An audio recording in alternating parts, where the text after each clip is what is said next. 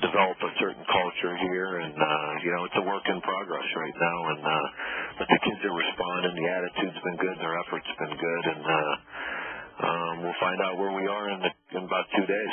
Well, talk about that. Exactly what was the attitude like when you got there, and how do you go about changing that? Well, it was like a group of guys. They were just beaten down. They were battered a little bit, and they had lost some confidence. They just needed some direction. And that's really not saying anything bad about what happened. What was going on there before. It was just an atmosphere that happened here. There were really a lot of factors beyond coaching, beyond football, that contributed to where it ended up going last year. And some of those things ultimately, were out of Coach Callahan's control. It is what the situation was what it was when I got here, and it was just something that we had to develop some trust, the relationships, and start building that confidence and building an attitude back when I got here. I get it, and you addressed it, but who would have ever thought that of all things in Nebraska that there'd be a problem with the culture? That would be one of the last places that I would ever think that somebody would have to come in and build. There's no doubt. I mean, there was for some reasons, and some things that I don't quite understand because I wasn't really here. I didn't live it, but there was a division. There was a lack of unity in the state, and really that's really out of character for this program, for this state, for the fan base. There were just a lot of people. They weren't on the same page.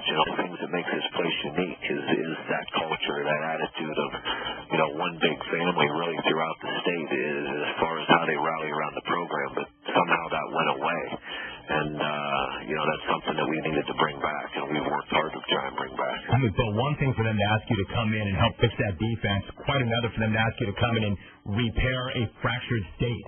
Just go ahead and put the state of Nebraska back together, Bo. Yeah, well, fortunately I have a great guy as my athletic director, and Coach Osborne, and he's really helped guide me in the things necessary and the ways to help get that done. But ultimately they want to see a good product on the field. That's my number one concern. But obviously, part of being a job, part of the deal is being a head coach. You got to wear a number of different hats, and it's something that I've had to embrace and I've worked hard at. Nebraska head coach Bo Pelini joins us. They open up against Western Michigan. So talk for a minute about the product. Do you have a feel or a pretty good handle on what kind of team you have right now, or is that something you never really know until the proverbial bullets start to fly? I think you have an idea where you are, but the kids are still learning, but they've worked hard at it, and you got to get in like you say, when the live bullets start flying, you find out a little bit more about your guys. And are we the finished product right now? No, not yet, but we probably won't be for a while. It's going to take time to keep growing, but we got to get better every day. And as long as we focus on the process and keep working hard, then eventually we'll keep getting better and better and better, and it'll go good in how we're doing it and how we're practicing and how we're preparing, and we'll just keep getting better. It's when you lose focus on that, you just start when you start jumping ahead. We're not ready to jump ahead yet. We got to take it one day at a time and keep working to be as good a football team as we can become. With regards to taking it one day at a time, go back 3 days. After Monday's practice, you said, hey, look, this team's not ready to play a game yet. What have the last 3 days been like, and you feel like you are ready now? Yeah, we've gotten better since Monday. I didn't like the way our team came out and competed in practice. Obviously they had a day off on Sunday, and then they came back and they were just walling around, and it wasn't they weren't in it. We had some installation. We had a couple new things, and it just wasn't the standard that we want to play by. And the last 2 days, the attitudes picked up, the intensity is picked up, the concentration really. Because the effort's been there. It's sometimes it's losing concentration. It's getting all the distractions we had to start in school on Monday, and you add some new things, and all of a sudden you get them here on a Monday, and they weren't as into it as we want to be. And I said, that's not the way we're going to go. When you get in here, you get your focus, you prepare to be a champion, and your standards are high, and we're going to hold you to perfection. Nebraska head coach Bo Pelini joins us again. But talk about the defense. That's obviously a question mark coming off of the year that group had. You've got 3 new starters at linebacker, a couple of new starting players in the secondary.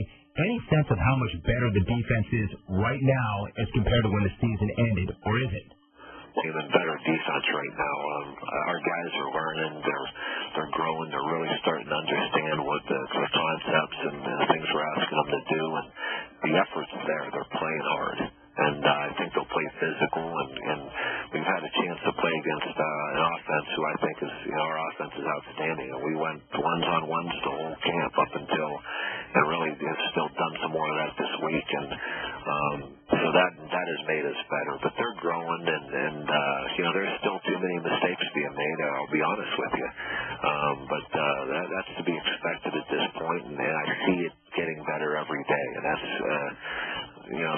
an encouraging sign. And of course, one of the questions around there is when are the black shirts going to get those black shirts back? And that's something you've hit on a number of times, Bo. But to me, it seems pretty clear. You're not going to give them back just to give them back. That's a tradition, a proud tradition. If they want those shirts, you're going to make them earn them. Where does that stand? That's basically where we are right now. And I think about it some, and when I feel the time is right, we'll give them out to the guys that we feel are deserving, have earned it up to that point. But that doesn't mean that they're going to have them the next day. That's something that, when they do get passed out, it's something that they don't know they got to earn on Saturdays. They got to earn during the week. They got to earn in how they practice and how they prepare and how they do things on a day-to-day basis for that black shirt to be sitting in somebody's locker. One thought about the offense before you go. Quarterback Joe Gant said recently he knows he has to make better decisions. Clearly you want him to, how do you go about getting him to do that? Well, I do. I feel like he had a great camp. And I think he's a leader. He's smart. He's been making good decisions. I mean, you can count on one hand the amount of times he's made bad decisions in camp. So I think he's well prepared. He has a really good handle on what Coach Watson, Sean Watson, our offensive coordinator, quarterback coach, is asking him to do. And I think he's prepared to have a great year. I've got one last question, Bo. In terms of the expectations around town, do you get a sense, and the fans there are so passionate and they're so knowledgeable, but they're so hungry, and they want to win, and they want to win big, and they want to win big yesterday. Is there any kind of grace period this year, or do they feel like we should be in a BCS bowl game? And is that really realistic? I honestly, Jim, the expectations, the people in the state, they want to win national championships, and that's what I want. But I can't focus on what all these different people, what their expectations are. I have to look at the reality of the situation and stay concentrated, keep my focus on the task at hand, and that is to get better every day. And as long as we stay getting better every day and keep focused and keep working, then the wins, the record will take care of itself, and where we end up at the end of the season will take care of itself. But if I start letting other people, outside influences and outside expectations influencing my decisions, I'll get not only myself in trouble, but this whole program. You got to believe that what you're asking guys to do is the right thing, and you got to stay with it and stay committed to it. Like they always say, Bo, if you're concerned about what the guy sitting up in the stands is saying about you, soon enough you'll be sitting right next to him. Exactly. Ready to tell you that. Hey, Bo, really nice to have you on the show before the opener. I appreciate you making time. I know you're real busy with it. Great to have you back, Bo. Thank you. Thanks, Jim. When are you going to bring the jungle to Lincoln? Well, whenever you want me to come, you ask and I'll be there. Come on. You're always welcome here, brother. You got it, Bo. I'll be there. Gladly. Looking forward to it. I haven't been there since the tour stop. I've just been looking for a reason to come back, Bo. I think I've got it now. Bo Pelini. And needless to say, you can see why they're already writing books about him there. And he hasn't coached his first game yet. You know why? A Nebraska fan loves him and thinks that he's the guy to return them to prominence. It's a no BS, no nonsense. Let's get better every single day. And if you want those black shirts back, you're going to have to earn them. And even if you get them back, it doesn't mean you get to keep them. Guy. All right, Cornhusker fan. Right now, I guarantee there are people in Lincoln and Omaha ready to run through a wall for that guy based on those 8 minutes. Thank you, Bo. Good to have you back. All right, 1-800-636-8686. We will come back, and I will take your cell phone calls. We're now wide open all the way to the top of hour number 3, where we have Ryan Terrio. And then Chris Fowler at the end of hour number 3. But from here until that third hour, it's all you. It's wide open. Those phone calls are next. You're listening to The Jim Rome Show. This is FM Sports Radio 104.3 The Fan.